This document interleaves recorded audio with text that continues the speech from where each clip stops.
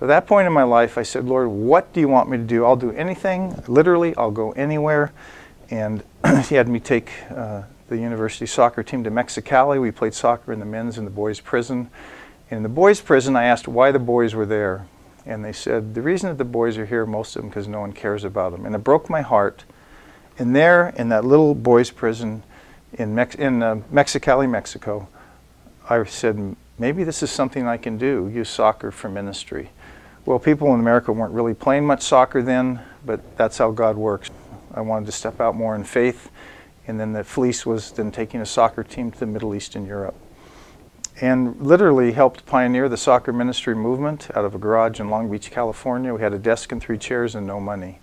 And since those initial trips, I've been all over the world using soccer to minister, whether it's been in little jungle villages, we're infested with AIDS. So we were invited to actually play a soccer match in the Amazon River in a town where you can only get to by boat or plane. And really 20,000 people came out and packed that stadium. People came by river barge.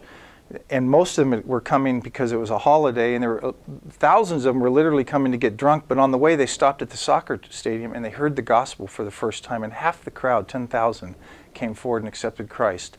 That was amazing, but the most memorable experience for me was the workers at the deaf orphanage nearby heard that the soccer team was coming from America, and they pleaded with us, please come because no one cares about these kids. And we sat and hung out with those kids and gave them some soccer balls and prayed with them and encouraged them. So the more that I realized how much Christ loves me, the more I'm excited to share that love, and we can do it through the sport of soccer, whether it's a national soccer stadium in Sudan during the Civil War, Uganda as the Civil War is ending, whether it's in an orphanage, whether it's in the parks in Vienna, Austria, where the foreigners gather that are ostracized by society, Mongolia, helping to plant churches. When we went to Uganda, when our point man went as the Civil War was ending and gathered the pastors, he said, we want to help rebuild your country now that the Civil War is ending. He said, great, what do you want to do? He said, we want to bring an American soccer team to play soccer. And they literally fell on the floor laughing. I'm not kidding.